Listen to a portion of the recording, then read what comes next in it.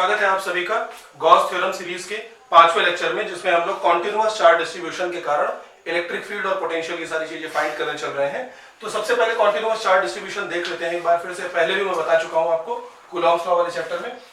तो तीन तरीके से कॉन्टिन्यूअस चार्ज दिया जा सकता है। पहला है लीनियर, यानी लेंथ के लॉन्ग चार्ज दे दिया जाए, तो वहां पर जो फैक्टर हमें निकालना होगा वो होगा लैम्डा, यानी linear charge density, charge upon length या चार्ज पर यूनिट लेंथ।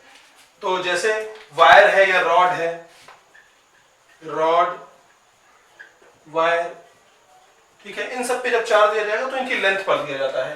फिर सरफेस चार्ज डेंसिटी यानी charge per unit area, sigma, ये सरफेस चार्ज डेंसिटी है। और एक ऐसे जैसे शीट है, तो शीट के सरफेस पर चार्ज होता है, मान लीजिए कंडक्टिंग शीट है तो इसके सरफेस पर चार्ज होगा, तो इसके लिए सिग्मा फाइंड करेंगे। कंडक्टिंग स्फीयर है, चालक गोला, कंडक्टिंग मान लीजिए सिलेंड्रिकल, वो एक सिलेंडर है, कंडक्टिंग सिलेंडर है, ठीक है, तो उसके भी सरफेस पर, यानी जहां भी हमारा कंडक्टर आएगा वहां पर चार्ज या तो उसकी लेंथ पर होगा या उसके सरफेस पर होगा। तो ये हमें देखना रहेगा कि या तो हम अगर वायर या रॉड है तो हम क्या करेंगे, लैम्डा निकालेंगे, या मान लीजिए कोई सोलेनॉइड जैसा है तो उसके लिए क्या निकालेंगे, लैम्डा निकालेंगे। लेकिन अगर क्या है, शीट है, गोला है, या इस तरीके का एक हॉलो या सॉलिड कंडक्टिंग सिलेंडर है, तो चार्ज इसके सरफेस पर ही रहता है, अंदर जाता नहीं है, ठीक है, जिसके कारण यहां क्या निकाली जाएगी, सिग्मा, यानी सरफेस चार्ज डेंसिटी। फिर अगर इंसुलेटिंग हमारी चीजें हैं, यानी इंसुलेटिंग स्फीयर है, ये इंसुलेटर शीट है या इंसुलेटिंग सिलेंडर है, तो इसमें क्या होता है, चार्ज को वॉल्यूम में देना पड़ेगा, तो वहां हम वॉल्यूमेट्रिक चार्ज डेंसिटी निकालते हैं। और ये क्या है, रो, चार्ज पर यूनिट वॉल्यूम। तो इसके लिए क्या है हमारा, यहां पर जो यूज होगा, इंसुलेटिंग स्फीयर। इस चैप्टर में जो आप पढ़ेंगे वो इंसुलेटिंग स्फीयर। तो अब हम लोग देखते हैं अपना पहला topic, electric field and potential due to infinitely charge rod, यानी एक इनफाइनाइट लेंथ की चार्ज रॉड है, उसके कारण किसी पॉइंट पर हम क्या लिखेंगे, इलेक्ट्रिक फील्ड और पोटेंशियल की वैल्यू यूजिंग गॉस थ्योरम।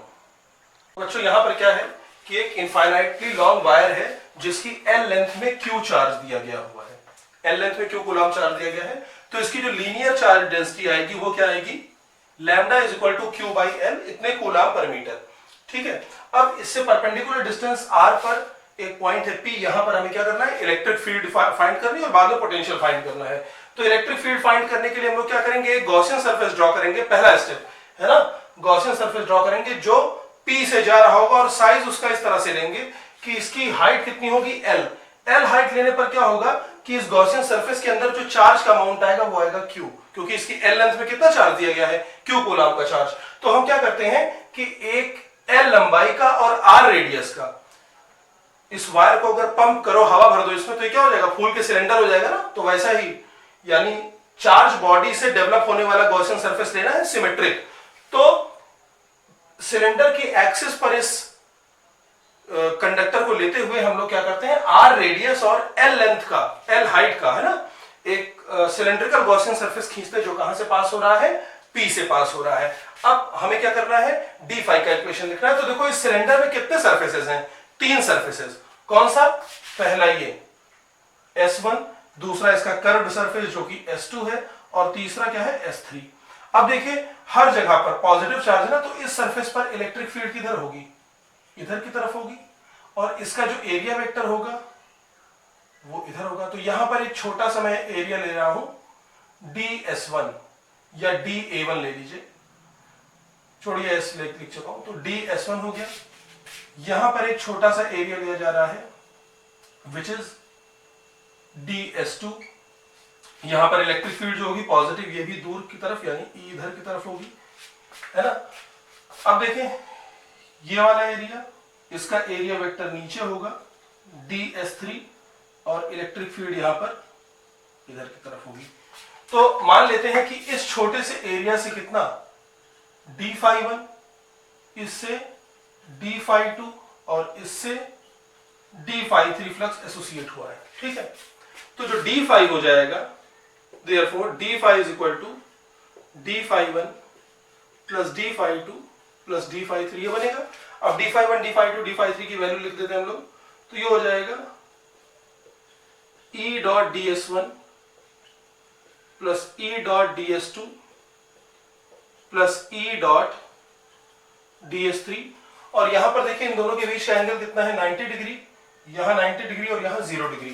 तो ये हो जाएगा हमारा ए डॉट बी क्या होता है, ए बी कॉस थीटा, तो ये हो जाएगा E D S one cos 90 plus E D S two cos 0 plus E D S three cos 90।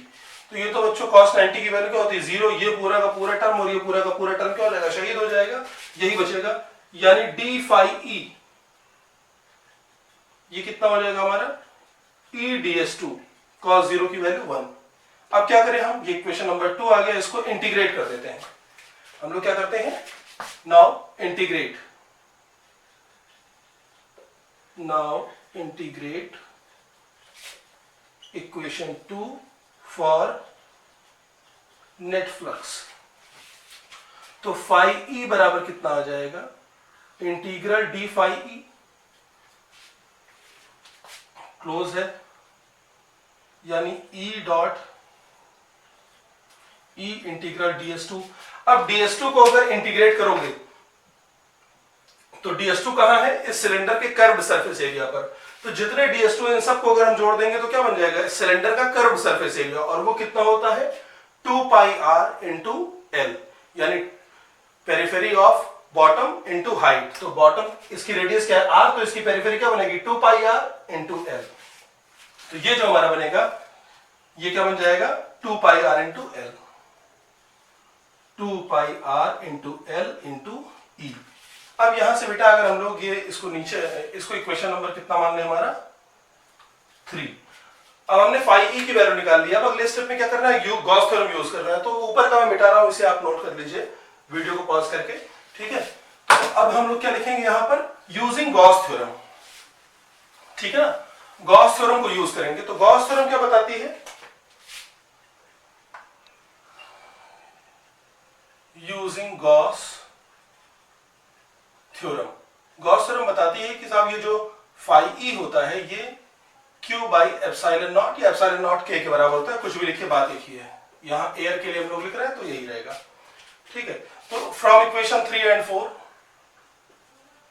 From equation 3 and 4 clear है। 3 एंड 4 से क्या हो जाएगा, E into 2 pi R L is equal to Q by epsilon naught, इसको नीचे ले जाइए तो E बराबर हो जाएगा 1 by 2 pi epsilon naught Q by L into R, और ये Q बाई एल को क्या लिख दें हम लोग लैम्डा, ठीक है, इसको क्या लिख दें लैम्डा। ये नीचे का भी मिटा दे रहा हूं, तो ये कितना आ जाएगा E is equal to 1 by 2 pi epsilon naught lambda upon are.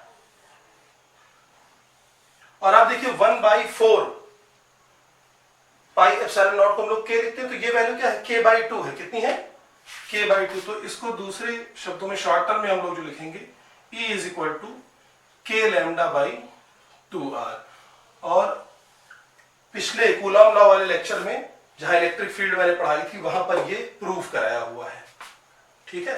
एक फाइनाइट लेंथ के वायर से इलेक्ट्रिक फील्ड निकलवाई थी और उसके बाद उसका स्पेशल केस बताया था इनफाइनाइट लेंथ वाला, ठीक है। तीसरे या चौथे इलेक्ट्रोस्टैट्स के लेक्चर में ये चीज बताया है। तो यहां से देखो ये आ गया इसका एक्सप्रेशन, ठीक है। अब यहां से देखो E की डिपेंडेंस क्या है, E is inversely proportional to R, यानी ये क्या बनाएगा रेक्टेंगुलर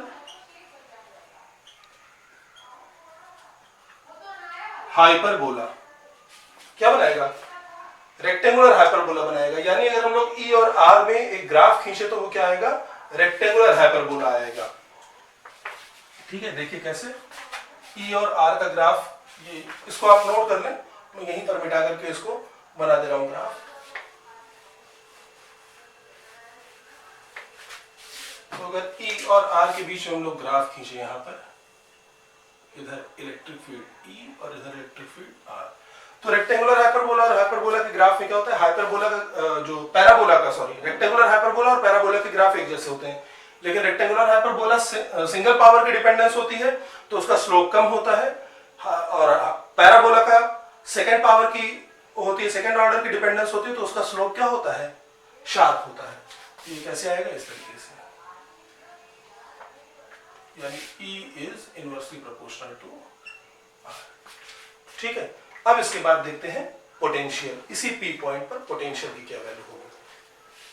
हम लोगों को देखना है कि इस P पर कितना पोटेंशियल होगा, ये P से Q तक ले जाएंगे तो क्या पोटेंशियल डिफरेंस फेस करना पड़ेगा, यानी कितनी एनर्जी चाहिए होगी। तो पोटेंशियल फाइनली निकाल लेते हैं हम लोग। तो यहाँ पे देखो E की जो वैल्यू आई थी, E इज इक्वल टू कितना आया था, 1/2 पाई epsilon naught lambda by R। ठीक है, ये आया था। और यहाँ पर एक वेक्टर अगर फॉर्म में हम लोग लिखें, तो चूंकि ये यहाँ पर इस पॉइंट पे है ना, तो इस डायरेक्शन में अगर कोई n कैप है, मान लीजिए क्या है, n कैप, ठीक है, तो n कैप इसकी डायरेक्शन दिखा रहा है। अब अगर एक छोटा सा डिस्प्लेसमेंट dr इसी डायरेक्शन में किया जाए, ठीक है, तो यहां पर v जो हो जाएगा, v क्या होगा, माइनस E डॉट dr, कहां से कहां तक, A से P से Q तक। तो इसकी वैल्यू अगर हम लोग लिख लें, तो देखो जो n और dr है सेम डायरेक्शन में है, तो E dot dr, E dr cos 0 आएगा, यानी ये सिंपली कितना हो जाएगा, P से माइनस P से Q तक E dr। E की वैल्यू इसको हम लोग कितना रख दें, k/2 कितना रख दे रहे हैं, या यही लेकर के चलते हैं, चलिए।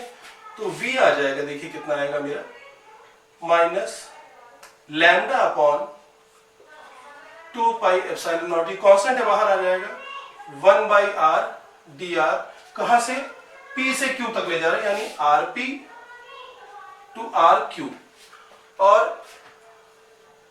1/r dr ये क्या है हमारा, इसका इंटीग्रेशन आता है log r, तो ये आ जाएगा minus lambda by 2 pi epsilon naught log r from Rp to Rq। ठीक है, तो ये आ जाएगा V हमारा जो आ जाएगा lambda by 2 pi epsilon naught log Rp minus log Rq। अब log A minus log B को हम लोग क्या लिख सकते हैं, log A अपॉन B भी लिख सकते हैं, यानी log Rp upon log Rq भी लिख सकते हैं। तो ये तो हो गया पोटेंशियल डिफरेंस। लेकिन अगर किसी एक पॉइंट पर, इसी P पॉइंट पर हम लोग देखते हैं Vp की वैल्यू, तो Vp की वैल्यू क्या हो जाती, केवल Rp या R लिखा था तो यह आता minus lambda by 2 pi epsilon naught log R।